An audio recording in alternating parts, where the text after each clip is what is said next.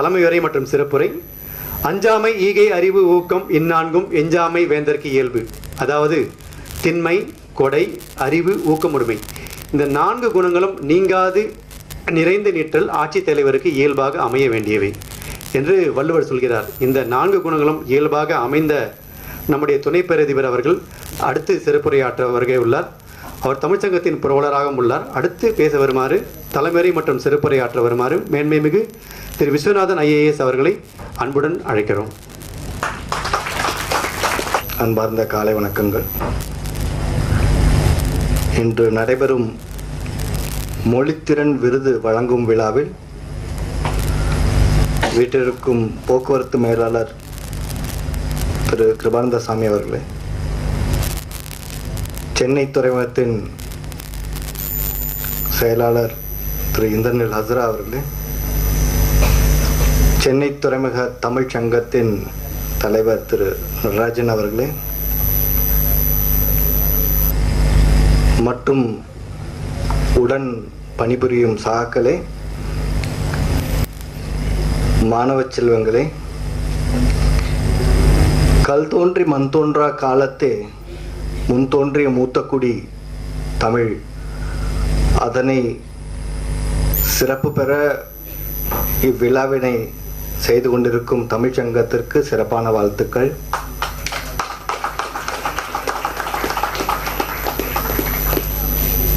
நான் தமிழ்ச்சங்கம் எந்த ஆண்டு உருவானது என்று விசாரித்துக் கொண்டிருந்தேன். 1964 வருடம் தமிழ்ச்சங்கம் சென்னை துறைமுகத்திலே உருவானது. ஸோ இன்றைய காலத்தில் 60 வருடங்கள் நிறைவேற்றிருக்கிறது.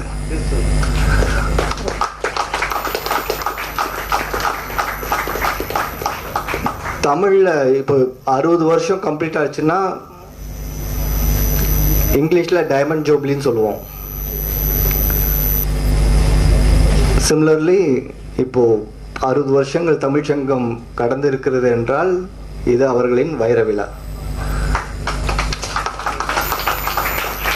நான் திரு நடராஜன் அவர்களிடம் கேட்டுக்கொண்டிருந்தேன், இந்த வைர விழாவினை எவ்வாறு சிறப்புற செயலாற்ற நீங்கள்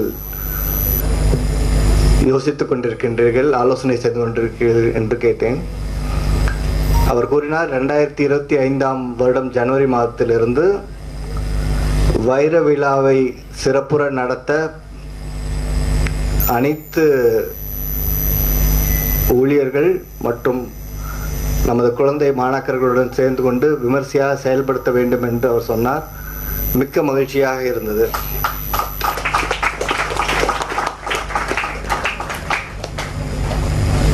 பொன் விழானா தெரியும்ல உங்களுக்கு, கோல்டன் ஜூப்ளி.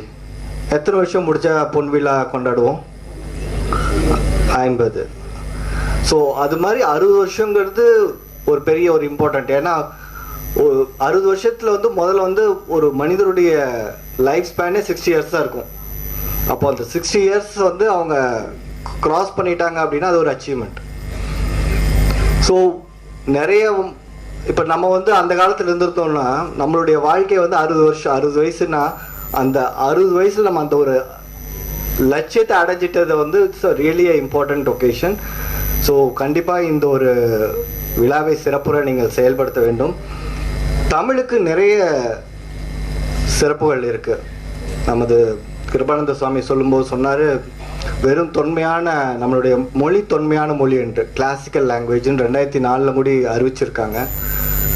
எழுத்துப்பூர்வமாக இருக்கிற மொழிகளில் நம்மளோட மொழி பழமையான மொழி. 300 BCக்கு முன்னாடியே அதோட டாக்குமெண்ட்ரி எவிடன்ஸ் இருக்குது, எழுத்துப்பூர்வமாக இருந்தது. ஃபர்ஸ்ட் புக்காக பப்ளிஷ் ஆனதுலேயும் தமிழுக்கு பெரிய ஒரு பங்கு இருக்கிறது. போன வருஷம் கீழடி பற்றி நான் சொல்லிட்டு இருந்தேன். ஏன்னா அப்போ தான் நான் கீழடி போய் பார்த்துட்டு வந்தேன். 2600 வருஷம் முன்னாடி தமிழ் மக்கள் எப்படி வாழ்ந்தார்கள், எப்படி வணிகம் செய்தார்கள், எப்படி அவர்கள் உடை உடுத்தினார்கள், அவர்களுடைய கலாச்சாரம் எவ்வளவு உயர்ந்ததாக இருந்தது, வாணிகத்திற்கு வெளிநாடு எப்படி சென்றார்கள், கப்பல் படை எவ்வளவு துரிதமாக இருந்தது அப்படிங்கிறத பற்றி போன வருஷம் பேசணும். அதே மாதிரி இன்னொரு சிறப்பு என்னன்னா, தமிழ் மொழி தமிழ்நாட்டோட மொழி மட்டும் இல்லை. இப்போ அஃபிஷியல் லாங்குவேஜ் ஆஃப் பாண்டிச்சேரியும் தமிழ் தான், அந்தமான் நிக்கோபார் ஐலாண்டில் அஃபிஷியல் லாங்குவேஜும் தமிழ் தான், ஸ்ரீலங்கா, சிங்கப்பூர் இவங்களுடைய ஆட்சி மொழியும் தமிழ் தான். ஸோ அது எப்படி வந்தது? நமது பெருமைமிகு தமிழன் ஏதோ ஒரு காலத்தில் படை வென்று சென்றிருக்கின்றான், இல்லை வாணிகத்திற்காக சென்றிருக்கின்றான். அந்த சமயத்தில் அங்கு சென்று அந்த மக்களை அவனால் கவர்ந்தெழுக்க முடிந்தது. நமது மக்கள் அங்கு சென்று அவர்களோடு ஒன்றாக இணைய முடிந்தது. அதன் காரணமாக இங்கு தோன்றிய தமிழ் தென்கிழக்கு ஆசியாவில், மலேசியாவிலும் கூட இன்று அவர்களுடைய தமிழுக்குன்னு ஸ்கூல்ஸ் இருக்கு. நானும் கிருபானந்த சுவாமியும் ரீசெண்டாக தாய்லாந்து போயிருந்தோம். தாய்லாண்டில் வந்து போர்ட் கிளாங்குங்கிற ஒரு போர்ட்டோட ஒரு ஆப்ரேஷன்ஸ் மேனேஜர் வந்திருந்தார். அவர் ஒரு தமிழர். மலேசியாவில் பிறந்து வளர்ந்து அந்த போர்ட் கிளாங்கிற ஒரு பெரிய போர்ட்டுக்கு ஒரு ஆப்ரேஷன்ஸ் மேனேஜராக இருக்கார். அவர்கிட்ட நாங்கள் பேசிகிட்டு இருந்தோம். பேசும்போது கேட்டோம், மலேசியாவில் தமிழோட நிலைமை எப்படி இருக்குது அப்படின்ட்டு. அவர் சொன்னார், எங்களுக்கு தமிழ் படிக்கணும்னா தமிழுக்குன்னு பள்ளிகள் இருக்கின்றது. சிங்கப்பூர்லேயே அதே மாதிரி தான், தமிழ் படிக்கணும்னா தமிழுக்குன்னு கல்விகள் கல்லூரிகள் இருக்கின்றன. ஸோ மொழிங்கிறது நம்ம ஒரு தமிழ்நாடு அப்படிங்கிறத வட்டத்தை விரிவாக்கி உலகம் பூரா இப்போ செயல்பட்டு கொண்டிருக்கிறது. என் கூட ஒரு அருமை நண்பர் MBA படித்தார். அவர் இப்போ ஜப்பானில் இருக்கார். எனக்கு ஒரு பெருமையான விஷயம் என்னென்னா, அவர் ஜப்பானில் தமிழ் சங்கம் அமைத்து அங்கே தமிழ் தொண்டாற்றி வருகிறார். அங்கே நிறைய தமிழ் குடும்பங்கள் இருக்கின்றன. அந்த தமிழ் குடும்பங்களுக்கு அவங்க வந்து ஒரு டீச்சரை வச்சு, இப்போ தான் ஆன்லைன் வந்துச்சு இல்லையா, வெபினார்லாம், நிறைய வெபினார் மூலயமா நிறைய இங்கிருந்து போகிற மக்கள் மூலிமா நிறைய பேர் கல்யாணம் பண்ணிட்டு போகிறாங்க இல்லையா, அவங்க மனைவியர் மூலியமாக அங்கே இருக்கிற குழந்தைகளுக்கெல்லாம் வந்து தமிழ் சொல்லி கொடுக்குறாங்க. இது ஏன், லைக் நம்மளுடைய சிந்தனை திறன் வந்து நம்மளுடைய தாய்மொழியில் நன்றாக விரிவடையும். இப்போ நம்ம நார்மலாக யோசிக்கிறதுக்கும் தமிழில் யோசிக்கிறதுக்கும் ரொம்ப நேச்சுரலாக வரும். கஷ்டப்பட வேண்டிய தேவை இருக்காது.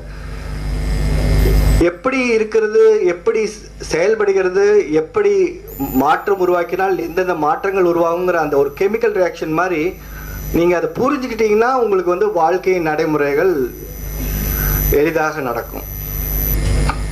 அதே போல்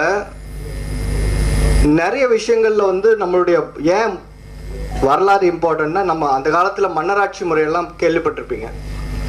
மன்னர் இருந்தார், மன்னருக்கு அறிவுரை கூற நிறைய அமைச்சர்கள் இருந்தாங்க. அவங்களுடைய அமைச்சரவையின் வழிநடத்தலோடு அவர்களுடைய ஆலோசனையின் ஏற்படி மன்னர் வந்து ஆட்சியை அமைத்தார்.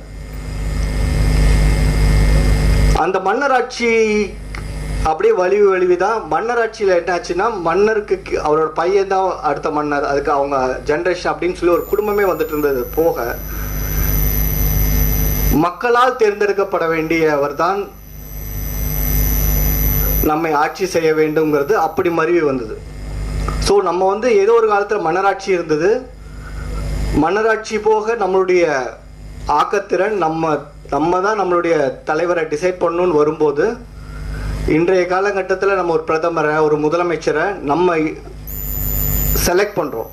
பட் அவங்களும் சேம் அட்மினிஸ்ட்ரேஷன் சிஸ்டம் தான். ஒரு பிரதமர் இருக்காருன்னா அவருக்கு ஒரு கவுன்சில் ஆஃப் மினிஸ்டர்ஸ் இருப்பாங்க.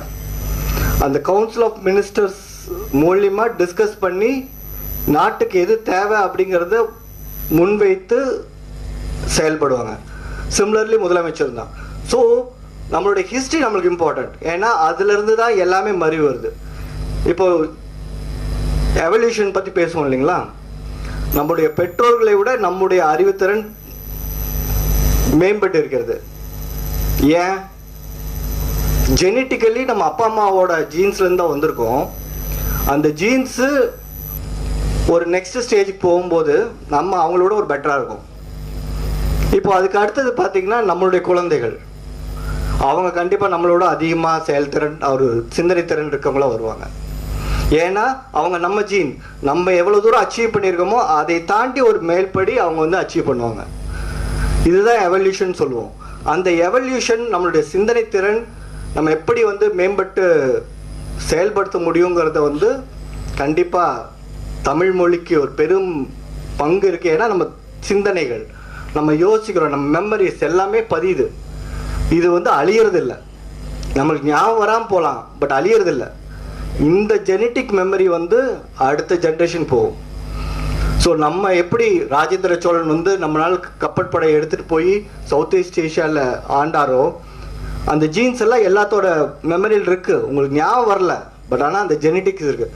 நம்ம எப்படி போய் உலகத்தை ஆண்டிருக்கோங்கிறது நம்மளுடைய ஒரு பெருமைக்குரிய ஒரு விஷயம்.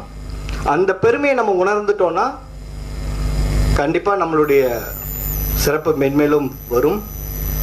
இன்ஃபேக்ட் நம்மளுடைய நிறைய தமிழர்கள் வந்து ஆங்கிலேய பேராதிபத்தை வந்து அப்போஸ் பண்ணி இந்திய சுதந்திரத்துக்கு நிறைய எஃபர்ட்ஸ் பண்ணியிருக்காங்க. அப்படி நிறைய பேர் லைக் கப்பலோட்டிய தமிழர் வ.உ. சிதம்பரனார், அவருக்கு நாங்கள் அடிக்கடி இங்கே வந்து மரியாதை செலுத்துவோம். நிறைய சுதந்திர போராட்ட வீரர்கள் வந்து இருக்காங்க. இப்போ சென்னை துறைமுகத்தில் ரீசெண்டாக ஒன்று பண்ணோம். இங்கே வந்து கிளை பேட்டரின்னு ஒரு குவார்ட்டர்ஸ். பேட்டரினா ஆயுத கிடங்கு, எங்கெங்கெல்லாம் ஆயுதம் வச்சாங்களோ அங்கே வந்து ஆயுத கிடங்குன்னு இருந்தது. கிளைவ்ங்கிறது யாருன்னு பார்த்தா ராபர்ட் கிளைவ், அவருடைய மகன் எட்வர்ட் கிளைவ். ஸோ அவர் கவர்னர் ஜெனரலாக இருந்த பீரியடில் ஒரு 4 வருஷம் இருந்தார்.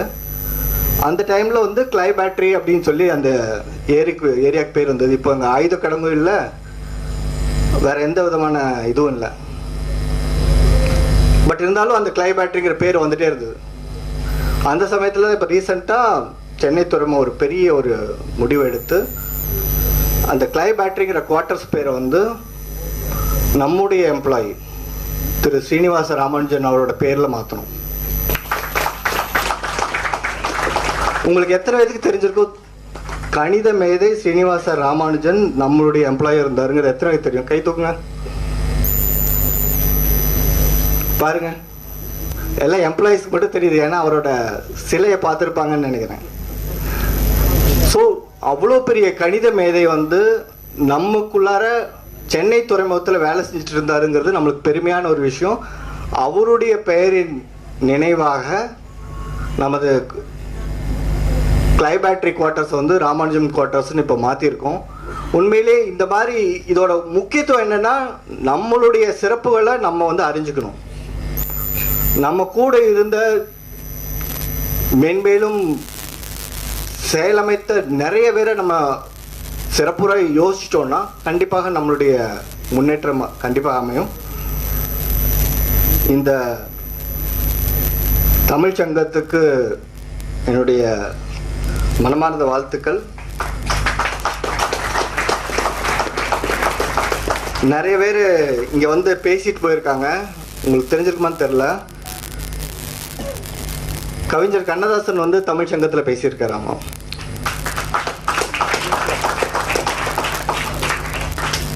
கவிஞர் சுரதா வந்து பேசியிருக்காரு. நிறைய சினிமா துறையை சார்ந்தவர்கள் வந்து தமிழ் சம்பந்தமாக தமிழ் சங்கத்தில் பேசியிருக்காங்க. உண்மையிலே எனக்கு கேட்கறதுக்கு பெருமையாக இருந்தது. தமிழை மென்மேலும் அனைவரும் சேர்ந்து வளர்க்க வேண்டும். இப்போது என்ன கேட்டிங்கன்னா, நான் வந்து தமிழ் ஆங்கிலம் தவிர எனக்கு வந்து அசாமீஸும் தெரியும், ஹிந்தியும் தெரியும். ஏன்னா நான் அஸ்ஸாமில் வேலை செஞ்சேன், ஒரு 7 வருஷம் அஸ்ஸாமில் வேலை செஞ்சேன். அங்கே வேலை மக்களுடன் பணியாற்றுறதுக்காக நான் வந்து அசாமீஸ் நல்லா கற்றுக்கிட்டேன். எனக்கு எழுதவும் படிக்க தெரியும், பேசவும் நல்லா வரும்.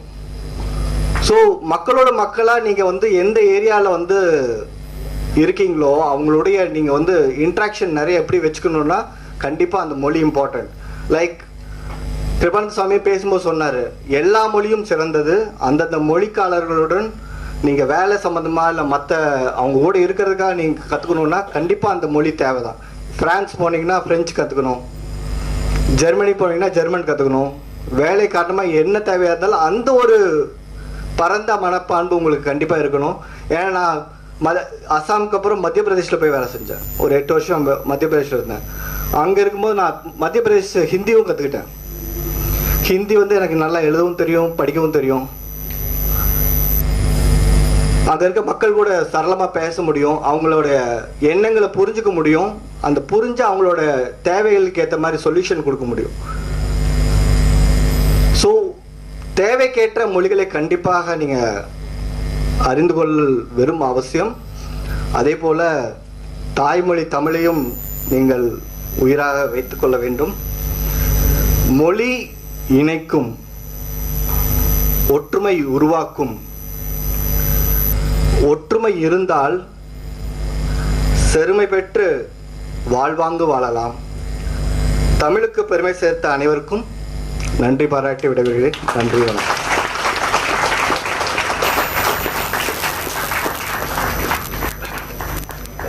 அவர்களே, தமிழ்ச் சங்கங்கள் தமிழை அடுத்த தலைமுறை நோக்கி கொண்டு செல்லும் என்று எங்களுக்கெல்லாம் அஞ்சாமை ஈகை அறிவு ஊக்கம் அள்ளித்தந்த துணை பெரியதிபர் அவர்களுக்கு நன்றி.